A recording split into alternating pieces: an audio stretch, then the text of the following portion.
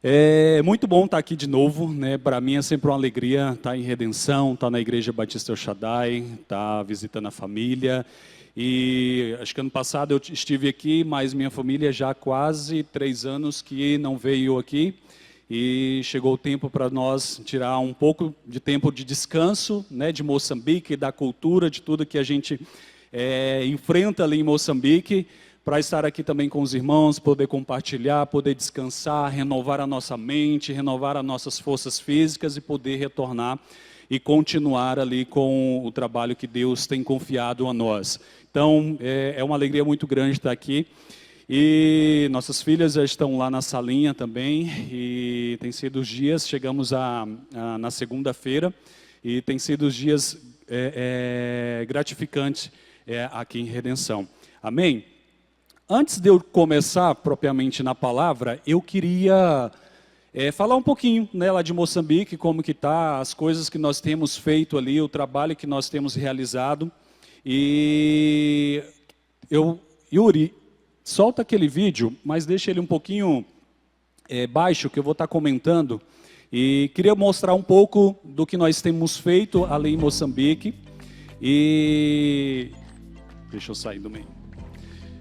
O trabalho que nós temos realizado ali em Moçambique, nós temos investido fortemente no Ministério Super Kids, que é o ministério com criança, onde nós temos ali recebido mais ou menos 70 crianças da comunidade. Nós temos investido, gastado tempo, dinheiro, oração, força física, espiritual, para ver o crescimento dessas crianças. E Deus tem feito coisas poderosas. É comum nós ouvirmos testemunhos de crianças muçulmanas que saem ali da comunidade e compartilham sobre Jesus.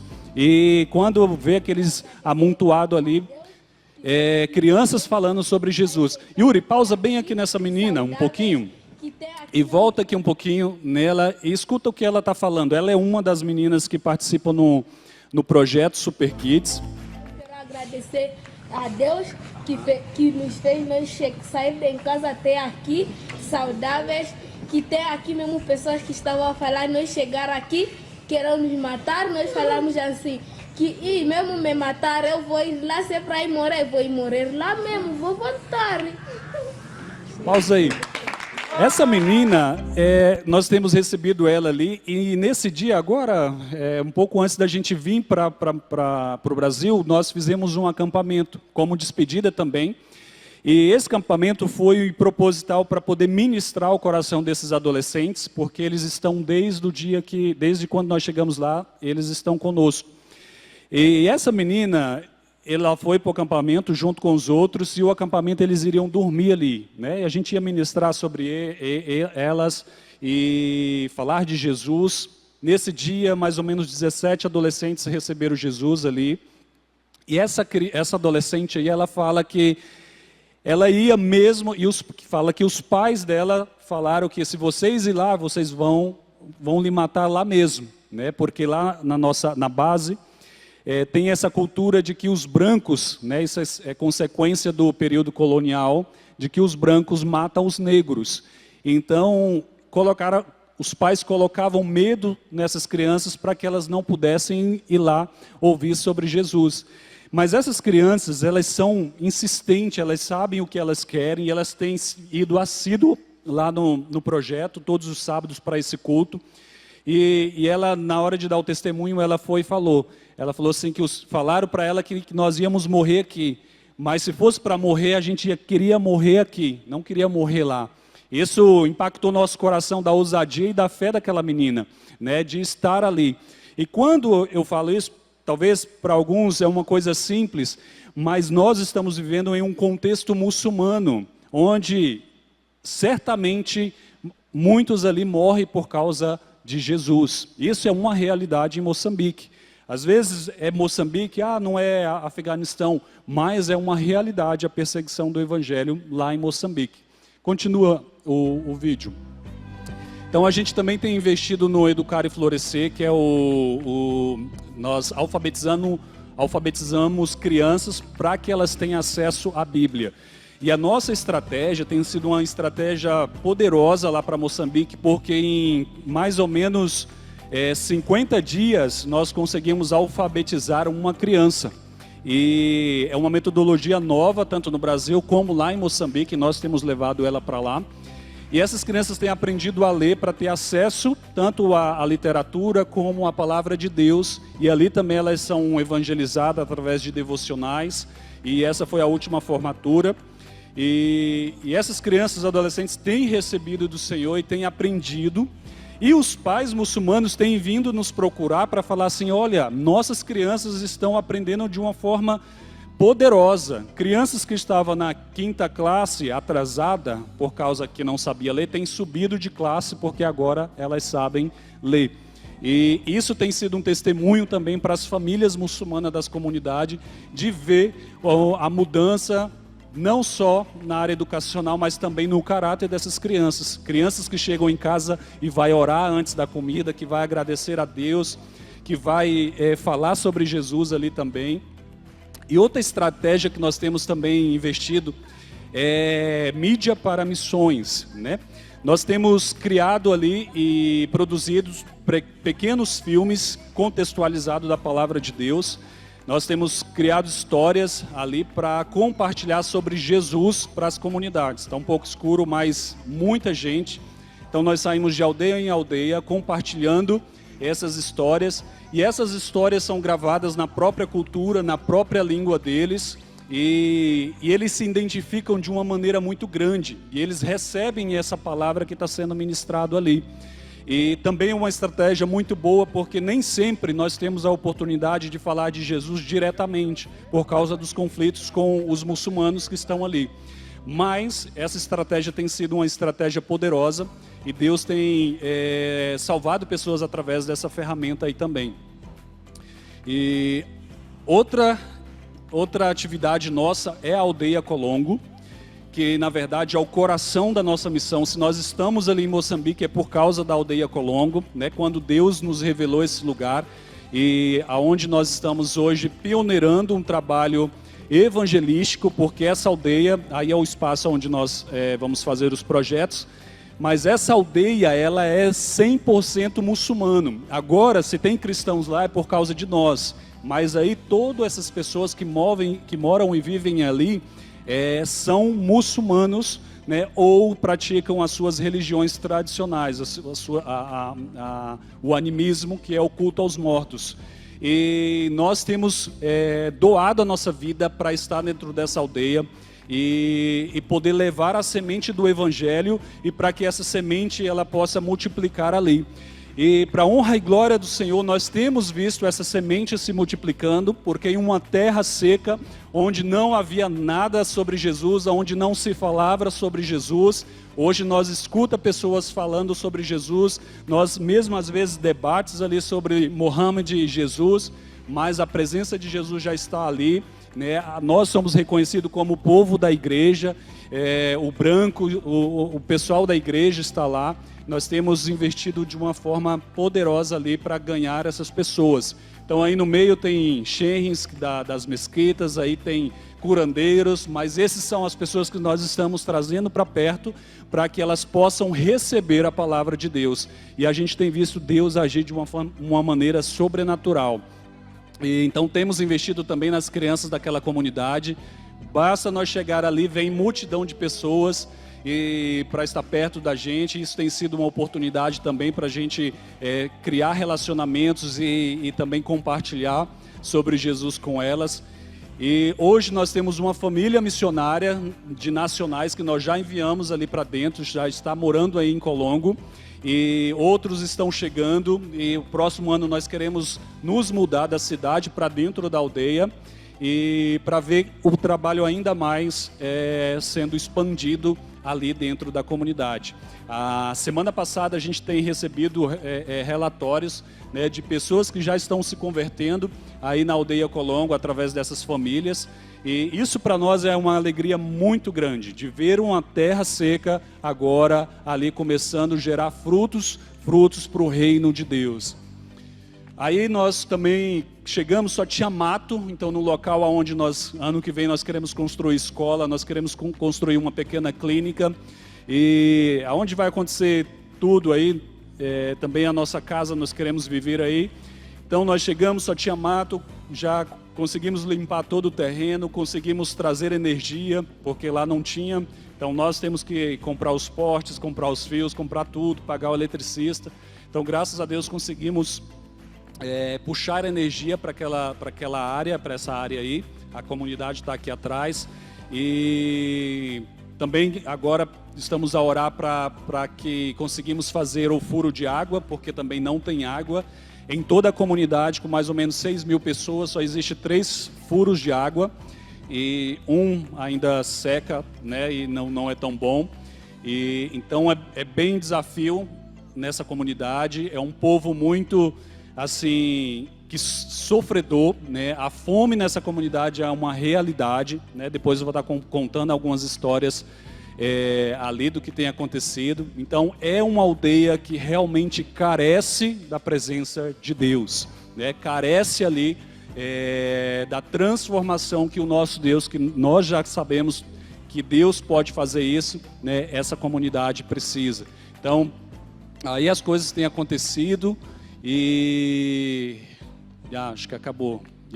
Então, Deus tem feito grandes coisas ali em Moçambique, né? Isso é um pouco, né? Talvez no dia a dia podemos compartilhar mais coisas do que Deus tem feito ali em Moçambique. Para nós tem sido um prazer, tem sido uma honra, né? Deus poder contar com a gente, com a nossa família, para estar lá e também juntamente com a igreja, que nos apoia, que nos sustenta, que nos apoia em oração e para estar ali em Moçambique. Então, é nessa terra que nós temos ali vivido, Moçambique, uma terra seca, né? De modo geral, a igreja que está lá em Moçambique, principalmente na nossa província, que é a província do Niassa, é uma igreja que precisa ainda de muito discipulado, né? Nós conhecemos pessoas que estão na igreja, pastores às vezes que estão liderando igrejas lá, mas sai da igreja e vai à procura do curandeirismo, ou irmãos às vezes que não têm as suas necessidades supridas, ou algum problema que não conseguiu resolver na igreja, então eles vão para o curandeirismo também. Então é uma igreja que ainda precisa muito de discipulado, do discipulado cristão e da manifestação do poder de Deus ali. Niassa, aonde nós vivemos, é uma província do povo Yao, porque Moçambique tem vários outros povos, né? E o povo Yao é o único povo ainda que nós classificamos como um povo não alcançados, porque os macuas já têm recebido, já estão avançados, já têm Bíblia traduzida na sua própria língua. Outras tribos, Xangana, Nhandia, todos, eles já têm, assim, o evangelho já tem avançado de acordo com a sua cultura, com a língua, e a igreja já tem sido desenvolvida dentro dessas outras tribos. Mas a nossa tribo, que é o povo Yao, é uma tribo ainda considerada não alcançada. Por isso que toda a força missionária, a maioria da força missionária estrangeira se concentra nessa província do Niassa. E por causa desse povo que ainda falta muito para receber, para dizer que é um povo evangelizado. Os crentes que temos, né, que são frutos de outros missionários, tem muitos crentes firmes, mas ainda a gente, de modo geral, é a igreja que precisa muito de discipulado ainda. E é nessa terra que nós estamos. Nós também fazemos parte da liderança, do Conselho de Liderança da Jocum. Então nós atuamos em toda essa província, desenvolvendo estratégias para todas nós temos 8 bases espalhadas em toda essa província para tentar alcançar todo esse povo. E a 8ª é a que nós estamos agora pioneirando, que vai ser o 8º centro ali. E porque nós queremos alcançar toda essa província para que o povo Yao ele seja evangelizado. Então nós temos gastado muito tempo orando e pedindo a Deus estratégia para que esse evangelho alcance ali todo o povo Yao. Então, irmãos, é lá que nós estamos vivendo, né? Um povo que carece da presença de Deus, é um povo que não tem Jesus no seu coração, e principalmente falando da nossa tribo, da nossa aldeia Colongo ali, um povo que não tem Jesus nos corações, é um povo que não tem uma consciência de que existe um Deus que, para cuidar deles, um Deus que vai poder fazer alguma coisa por eles. Porque eles vêm de uma cultura que é a tradição africana, e a cultura da tradição africana é uma coisa que já está neles, e eles, desde pequenos, já aprendem que eles precisam adorar os mortos. Então, a vida não é valorizada por eles, mas a morte sim. E então isso está na cultura deles, o curanderismo, a feitiçaria, isso está na cultura deles, e desde pequeno eles já aprendem isso. Então essa parte é muito difícil de tirar, porque eles crescem achando que a vida é aquilo ali. E então é a árvore, eles adoram, o espírito dos antepassados eles adoram, e também por causa da religião islâmica que veio com os colonos árabes, e a religião islâmica predominou por muitos anos em Moçambique. Então hoje também essa geração que vive lá, elas são muito fortes e fiéis a essa religião. E a religião islâmica, ela tem uma cosmovisão o seguinte, que Deus criou o mundo, Deus criou a terra, as pessoas, a humanidade, e Ele está no céu. Então, Deus está lá e Ele está a olhar para a terra, e o que acontece aqui na terra é consequência das ações de cada um. Então, não tem essa conexão, eles não têm essa consciência de que Deus, Ele está aqui nessa terra e que Ele pode fazer alguma coisa pelas pessoas, e que Deus pode transformar, ou tocar, ou curar, ou fazer algum milagre. Eles não têm essa consciência. Então, Deus está no céu. E pronto, para eles é assim. O que eles vivem aqui e o que vai acontecer é consequência das ações deles, dos relacionamentos uns com os outros, e pronto. Deus não intervém em nada. Então essa é um pouco da cosmovisão que essa religião e também a tradição traz para eles. Agora imagine um povo que não tem Jesus no seu coração e que também não tem essa consciência de um Deus todo-poderoso que pode fazer algo por ele. Imagine. Certamente o caos vai habitar na vida daquela pessoa. E não só daquela pessoa, mas daquela comunidade. Agora imagine uma comunidade inteira vivendo em uma decadência espiritual, em uma ruína espiritual, né? Porque não tem a presença de Jesus na vida deles, e muito menos essa consciência que existe alguém maior. Aliás, eles até acreditam, por causa de Alá, eles acreditam em Alá, mas também é diferente do Deus da Bíblia. Eles têm esse conhecimento que Deus está lá, mas Deus não se relaciona. Então, é se Deus quiser. Eles usam muito essa fala, se Deus quiser. É se Deus quiser, se Deus quiser. Como se Deus não fosse intervir em nada, e só se for realmente a vontade de Deus, então eles vão viver da maneira deles, né? E o que acontecer, aconteceu, né? Eles têm uma outra filosofia que na língua da nossa província fala cadicano, que é o mesmo do filme, vocês conhecem, Hakuna Matata, que é não tem problema. Então, se eu estou a sofrer, se eu estou a passar fome, eu estou falando português de Portugal, né? Se eu estou passando fome, eles vão falar, cadicano, não tem problema.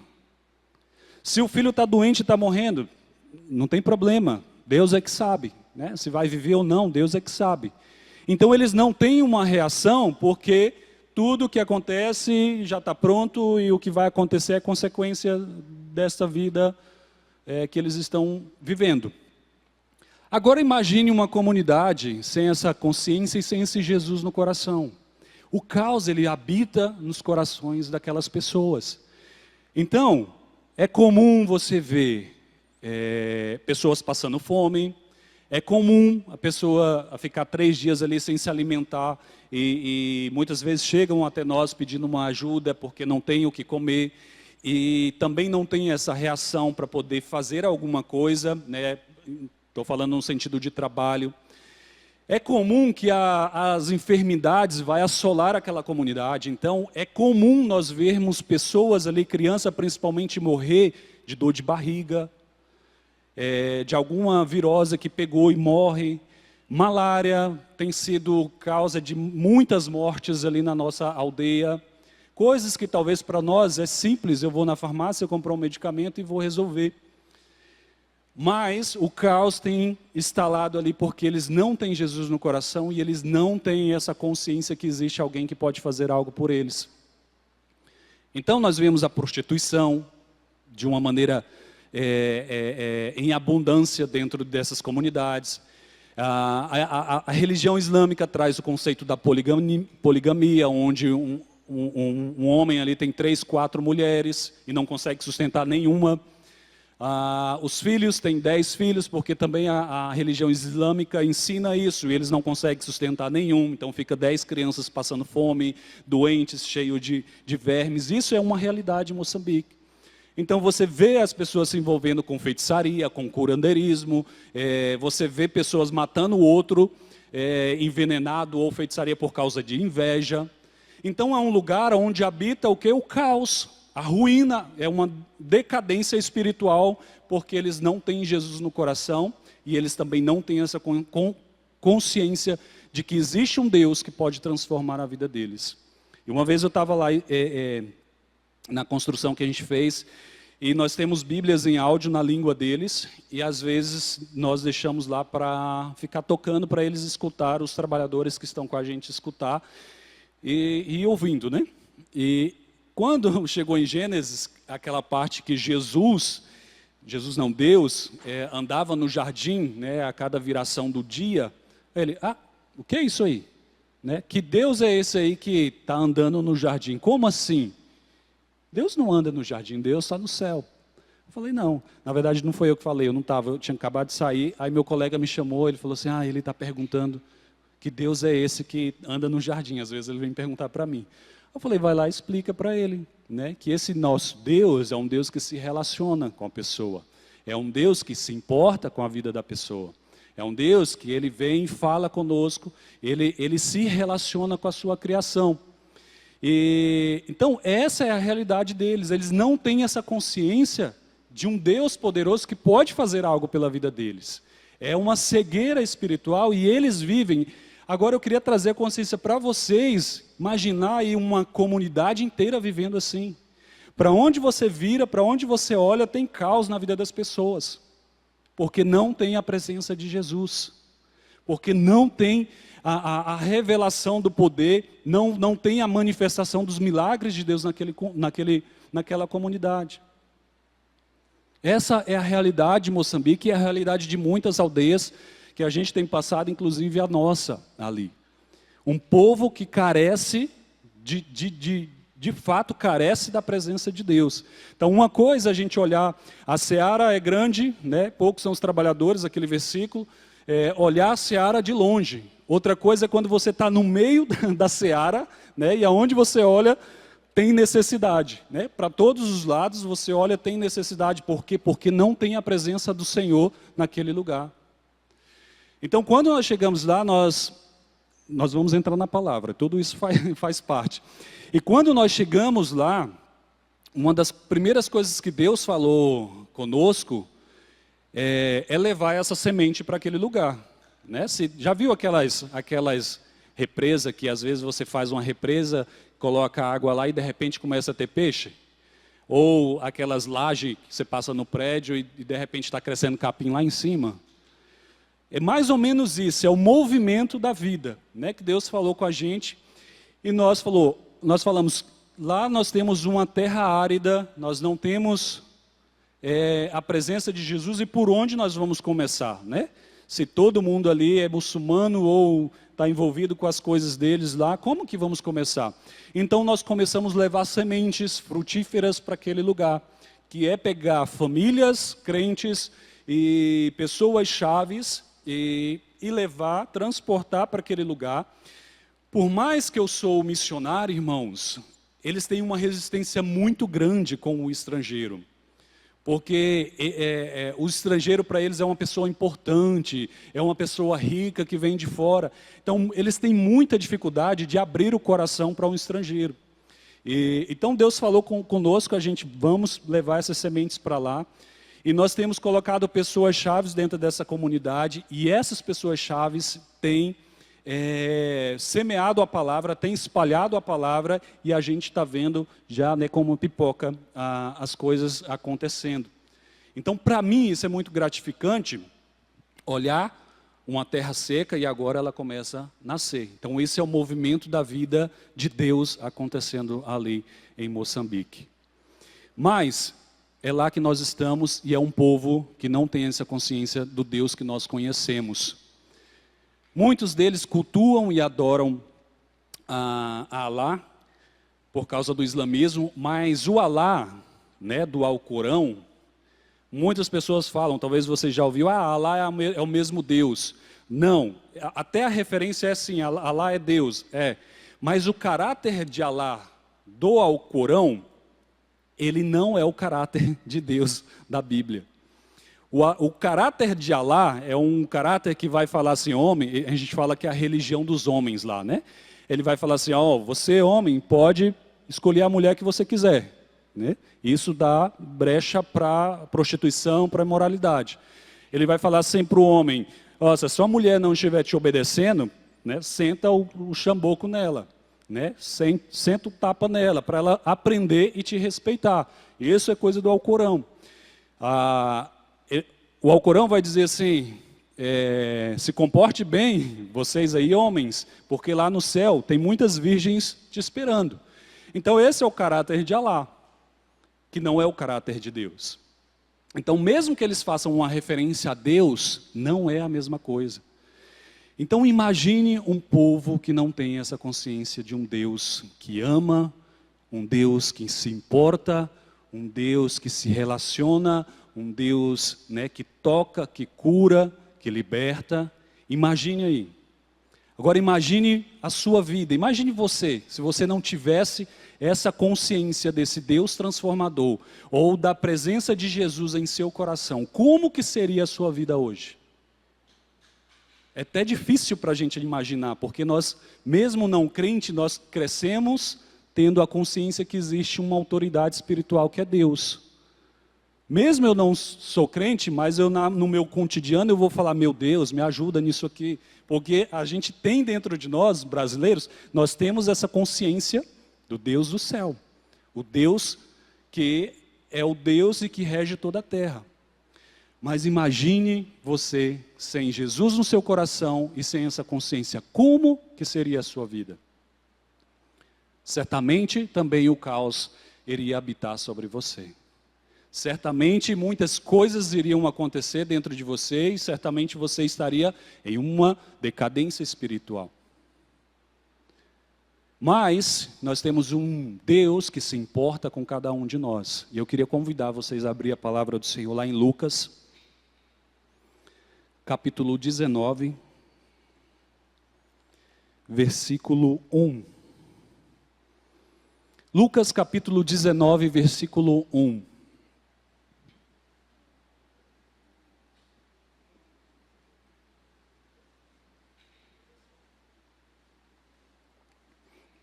É uma história muito conhecida, a história de Zaqueu.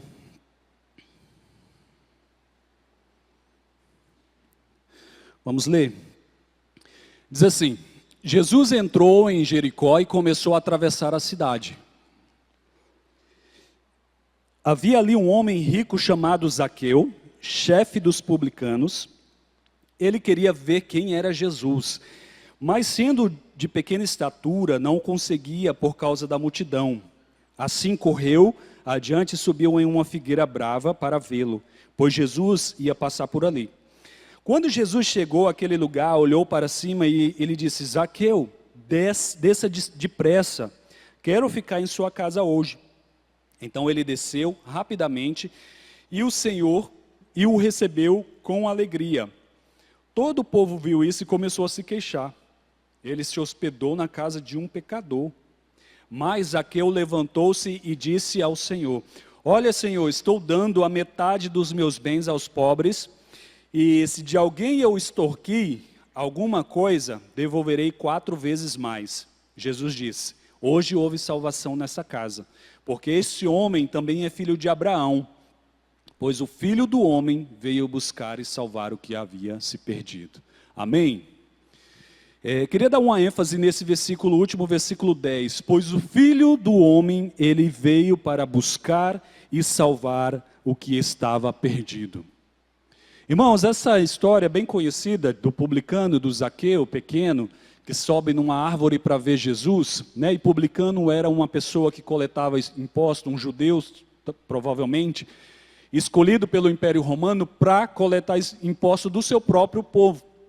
Então, por essa causa, ele já era odiado, e muito mais quando eles aumentavam esse imposto para também tirar uma parte para eles. Então, eles eram tidos como traidores, e isso automaticamente os considerava impuros. E esse publicano, ao ouvir que Jesus estava passando por ali, ele fala, eu quero ver quem é Jesus. Ele tem um interesse ali por Jesus, mas a sua estatura não permitia, e ele sobe nessa árvore para poder ver Jesus. Mas o curioso é que quando Jesus está passando, ele fala assim, Zaqueu, desça daí depressa, porque hoje eu quero ficar na tua casa. O texto não fala quem falou o nome de Zaqueu para Jesus, mas Jesus chama ele pelo nome. Ele fala, Zaqueu, desce aí depressa, porque hoje eu vou ficar na tua casa. Hoje eu quero me hospedar na sua casa. Talvez Jesus já tinha ouvido outras pessoas falar do chefe dos publicanos, porque ele era uma pessoa conhecida. Mas, de qualquer maneira, Jesus estava atento com aquela pessoa. E ele fala para ele descer e Jesus se hospedou lá. Então, logo acontece ali as fofocas, né? Olha, ele está se hospedando na casa de um pecador. Mas nesse momento em que eles estão lá, acontece a conversão de Zaqueu. Ele reconhece, em um momento ele se levanta e ele fala, olha, tudo que eu tenho, ele era rico. Então ele fala, metade dos meus bens eu vou dar aos pobres. E se alguém eu extorqui, né, eu vou restituir 4 vezes mais. E ali Jesus reconhece, hoje houve salvação nesta casa, porque ele também é filho de Abraão. Pois o Filho do Homem veio para buscar e salvar o perdido. Jesus termina essa sessão aí com esse versículo. E Zaqueu estava lá na árvore, Jesus chama ele pelo nome, e esse chamado ele não aconteceu por acaso. Jesus já estava com ele na cabeça ali, e convidou para a sua casa, e ali houve uma conversão. Nós temos na Bíblia também outras histórias que mostra Jesus caminhando em direção de pessoas que estavam perdidas, pessoas que estavam vivendo, né, talvez conflitos dentro do seu interior. Então, nós conhecemos também a história da viúva de Naim, né, que está lá em Lucas também, no capítulo 7, no versículo 11 e 16, né, que conta aquela história de uma viúva, que já tinha perdido seu marido, mas também perde o seu único filho. E ao perder o único filho, né, no caminho para ali o funeral, para enterrar aquele único filho que havia morrido, Jesus olha e se compadece daquela mulher, e a Bíblia fala nessa história, depois você pode ler, que Jesus toca ali no caixão, manda parar aquele cortejo, né, e ali ele faz um milagre, ele ressuscita aquele único filho. E aquela viúva, naquela condição de viúva e sem o seu único filho, naquela época ela era colocada em uma classe em que ela iria sofrer, porque ela perderia a sua dignidade. Ela agora era uma viúva, não havia quem poderia trazer dignidade para ela, sustento, porque ela não havia nenhum homem dentro da sua casa. Mas Jesus, vendo, se compadeceu dela e ressuscitou o filho dela. Nesse mesmo texto fala que todos que estavam ali se encheram de temor e louvavam ao Senhor pelo milagre que eles estavam a contemplar ali. Também há uma mudança nos corações daqueles que presenciaram esse milagre.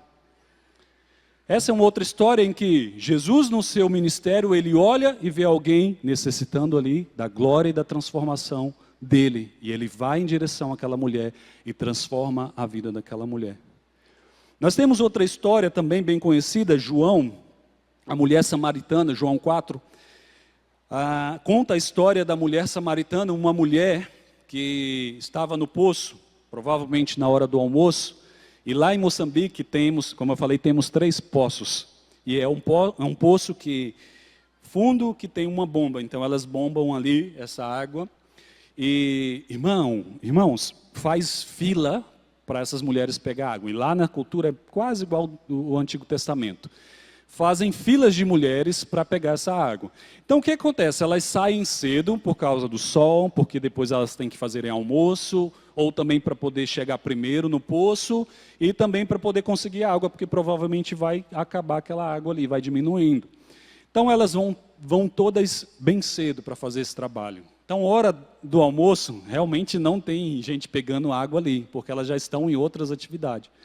Mas essa mulher samaritana, estava nesse horário, buscando água, provavelmente porque ela não queria esse confronto, porque a mulher samaritana, ela vivia uma vida de pecado.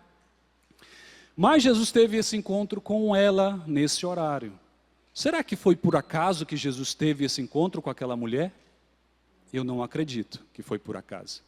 Eu acredito que Jesus queria se encontrar com aquela mulher e queria transformar a vida dela. Depois desse encontro com a mulher e com Jesus, no final também da história mostra o quê? Que ela corre lá, chama, vem cá ver um homem que falou tudo que eu tenho feito, venha. Então, nós até brincamos que a partir daquele momento ela já se tornou uma missionária, porque ali ela já recebeu Jesus e ela já foi ali pregar e falar de Jesus e trazer mais pessoas para ouvir sobre Jesus. Então, 3 histórias que mostram Jesus indo em direção de alguém que estava perdido. Alguém que vivia conflitos, alguém que vivia em pecado, alguém que vivia em ruínas espiritualmente. E Jesus, ele se inclina em direção a essas pessoas. Jesus inclina a Zaqueu e chama ele pelo nome: Zaqueu, desce, eu quero estar contigo na sua casa. Ele para um cortejo, e ressuscita aquele jovem. Ele vai até o poço, né? Poço de Jacó, e fala com uma mulher que culturalmente não deveria falar. Mas Jesus, ele age e ele se esforça e ele faz algo para alcançar aquele que estava perdido. Assim é o nosso Jesus. Não sei se é o Yuri. Eu peço para colocar a foto Maria. Tem 2 fotos que eu queria mostrar para vocês. Pode colocar qualquer uma delas. Essa é a família Dayton. Dayton é ele, Joaquina e as crianças. Irmãos, esse Dayton, ele chegou para nós pouco depois que eu cheguei. Um outro amigo apresentou ele. E ele chegou para mim, assim, cambaleando. Havia 3 dias que ele não comia. E então ele compartilhou comigo a vida dele, como é que estava. E ali eu pensei, orei e falei assim: o que eu vou fazer? Então ali eu falei: vem aqui amanhã, vou te ajudar aqui com algumas coisas. E vou colocar você para fazer isso aqui, para te dar algum dinheiro para você trabalhar. E então, Dayton trabalhou, teve alguns recursos e continuou o seu relacionamento conosco. A gente tem gastado tempo com a vida dele. E esse jovem, hoje ele eu acho que está com 28 anos, durante esses 3 anos, é um jovem que tem dado muito trabalho, porque muita coisa que precisava sair, desde o dia que ele chegou. Então tem muitas histórias assim que eu poderia comprar. Então uma vez eu fui na casa dele e ele não estava dormindo, todo mundo no chão. Então eu fui lá, comprei alguns colchões. Eu acho que eu até falei com a igreja nesse dia. Comprei 2 colchões e entreguei para ele. Então, ok, ajudou. E demorou alguns dias, eu falei, e aí conversando com ele de novo. E na conversa eu percebi que eles estavam dormindo no chão. Aí eu falei: mas e os colchões? Ele falou: eu vendi. Eu falei: mas como assim? Vendeu? Eu não te dei porque vocês estavam dormindo no chão. Ele: não, mas eu tinha outras necessidades, então eu vendi o colchão. Eu falei: irmão, mas eu te dei para vocês estarem bem, dormir confortável. Aí ele virou assim para mim: irmão, se você tivesse me perguntado o que eu estava precisando, eu ia te falar. Mas você nos deu o colchão e o colchão a gente não estava precisando. Irmão, aquilo ali foi assim, tipo um soco na minha cara. E eu falei, mas que abençoado, né? E depois eu descobri que na cultura é comum eles dormirem no chão. Né? A esteira, eles só colocam a esteira lá e eles dormem tão bem. Não vão reclamar. Se a gente dormir, a gente vai reclamar. E eu falei, ok. Eu falei, engoli seco. Eu falei, ok, vou caminhar mais um pouco. Depois compramos fardos de roupa para montar um negócio para ele não ficar pedindo. E mais ou menos R$1.000. Compramos os negócios, colocamos na barraca lá.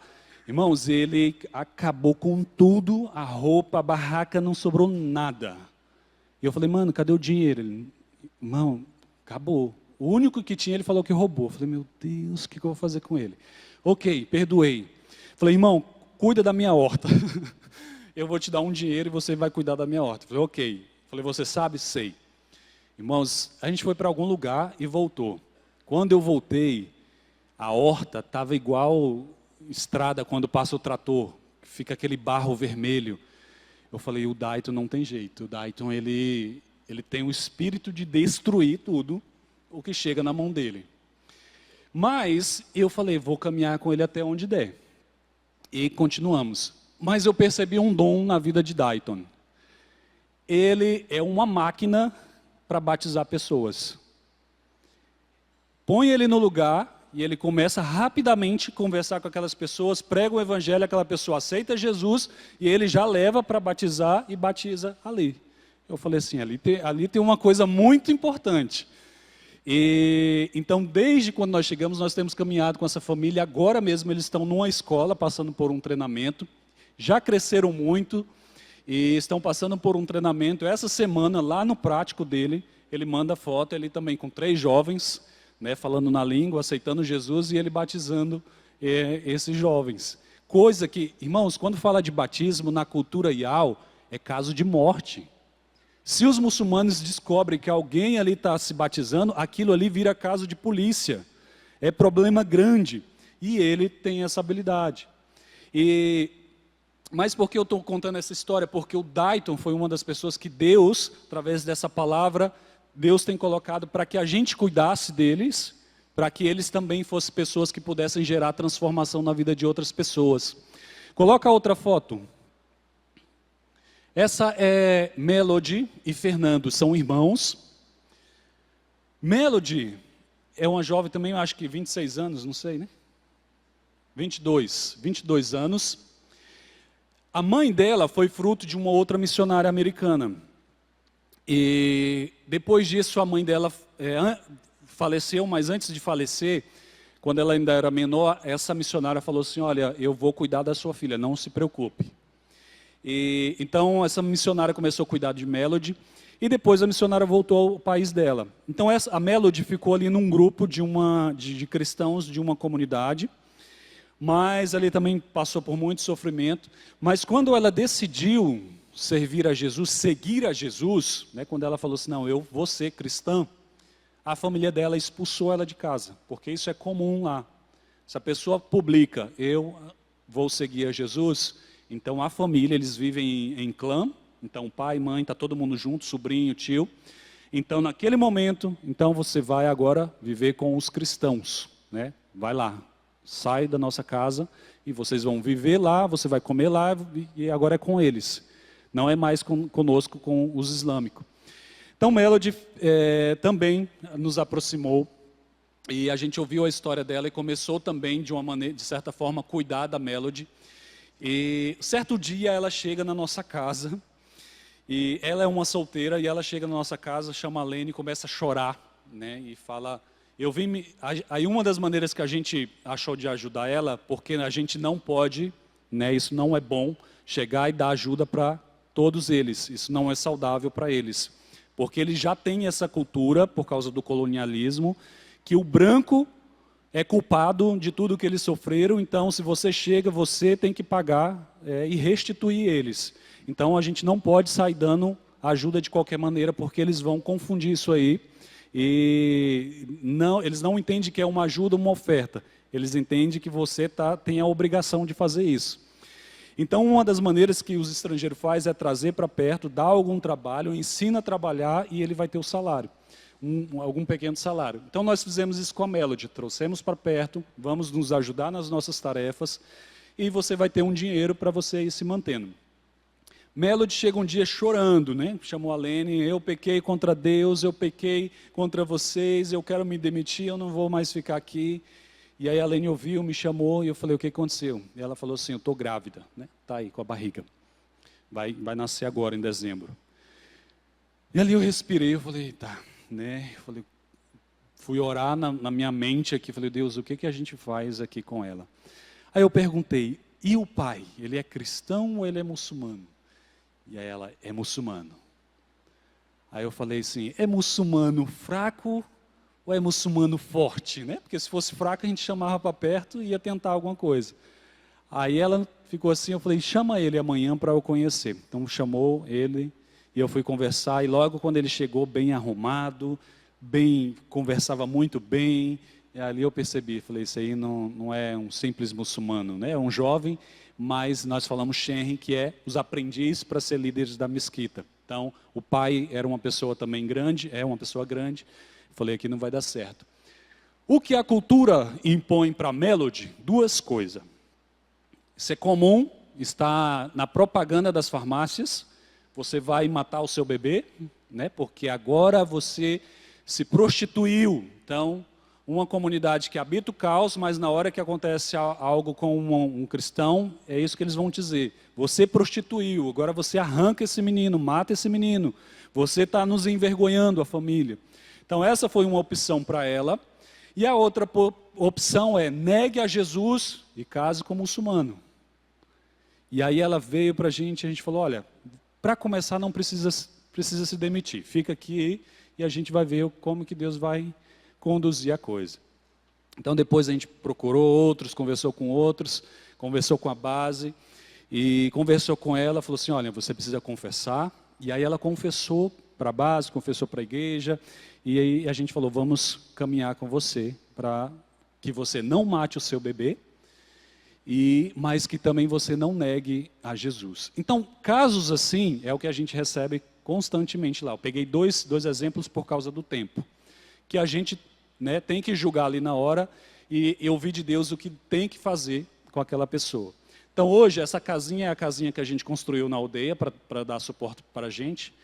A igreja praticamente expulsou ela também, por causa disso. Fui lá, conversei com o pastor, ele entendeu um pouco, mas a igreja não quis. A igreja é como antigamente mesmo, crucifique, entregue para Satanás. Então expulsaram ela também. E eu falei, Melody, se você sai daqui, você não tem dinheiro, você já foi expulsa da igreja e já foi expulsa da sua casa. Então sua vida vai ir para o caos. Então, colocamos ela nessa casinha, chamamos o Fernando, conversamos com ele gosta muito de futebol, capinamos um campo lá para ele começar. E eles estão lá, e eles ficaram muito radiantes. Por que eu estou contando a história também da Melody? Porque é outra família, né, que nós temos pegado para perto, por causa da situação que eles viveram e vivem, que não é fácil, né, pessoas sendo expulsas da sua família, não ter contato com sua família, não poder ir na sua igreja. Mas o que Deus tem trago ao nosso coração é de cuidar e permanecer, para que essa família permaneça com seu relacionamento em Jesus. A gente sabe que tudo isso vai trazer uma consequência, e uma delas é que ela ia ser professora no ministério, e por causa disso a gente teve que dar uma parada com ela. Mas são pessoas que Deus tem nos levado a receber, porque se a gente também, como missionário, solta as cordas, elas voltam atrás, né, elas vão, por pressão da família, por pressão da cultura, e entregar as suas vidas de volta ao islamismo. Então, depois que nós abraçamos ela, ela ficou muito feliz, né, a base abraçou ela ali também, e a gente viu que ela mudou o ânimo dela, o espírito dela. O Fernando, o irmão dela, ficou muito alegre com a oportunidade que nós demos para ele ali, e queremos ver o crescimento dessa família também.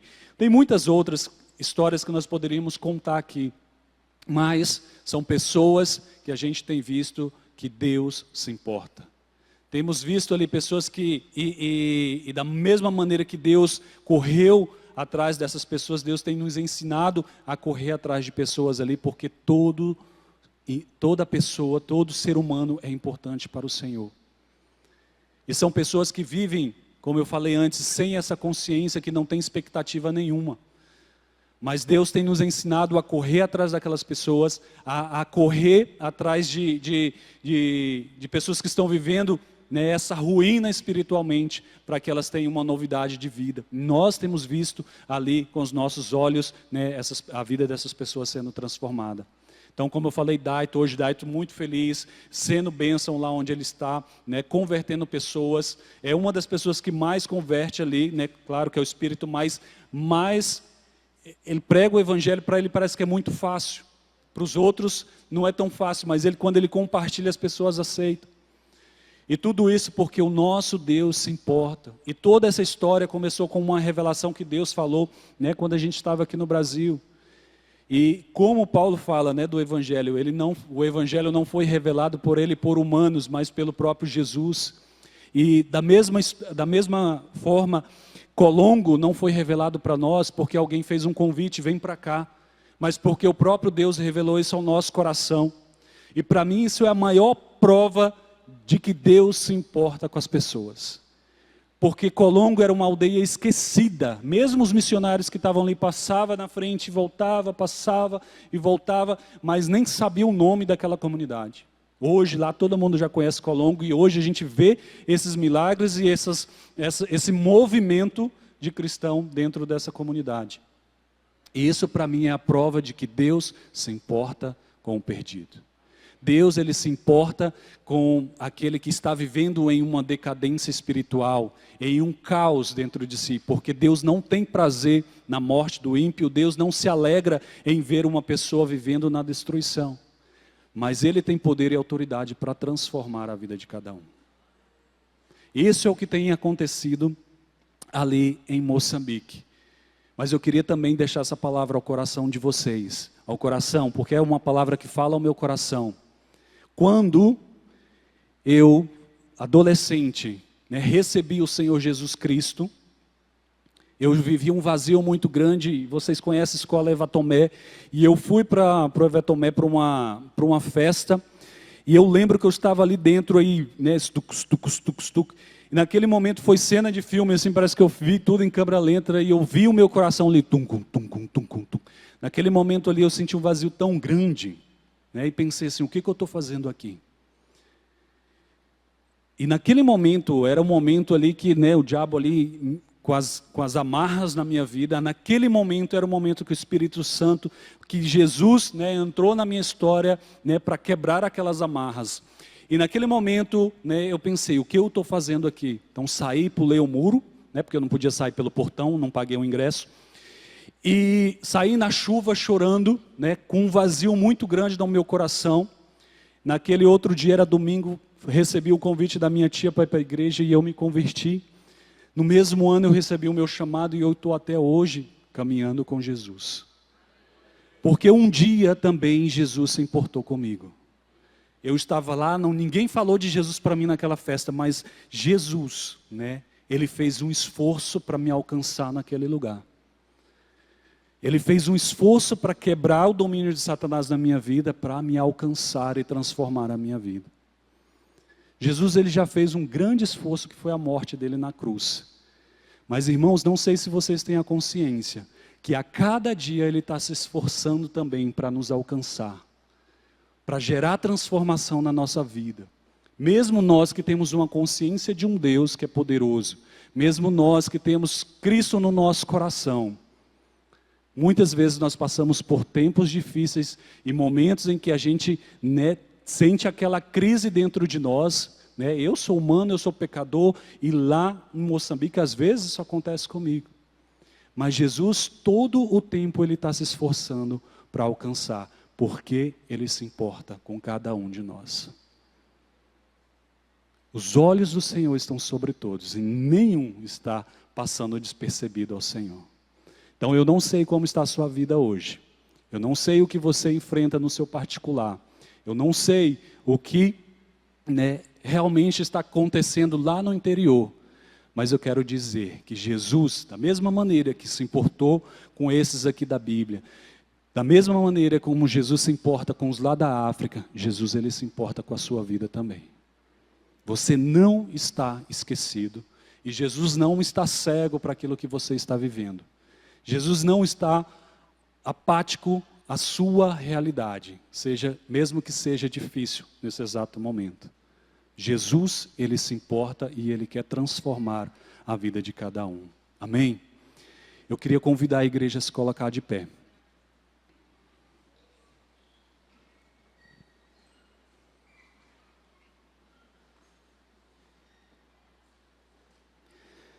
Eu quero, antes de encerrar, orar. Mas eu queria convidar você, mesmo com essa consciência que você tem. Nós somos um Brasil que, e na missão nós falamos que o Brasil já é evangelizado. Tem muita coisa para fazer? Tem. Mas no conceito, o Brasil é evangelizado porque todo mundo tem uma consciência de um Deus e de Jesus.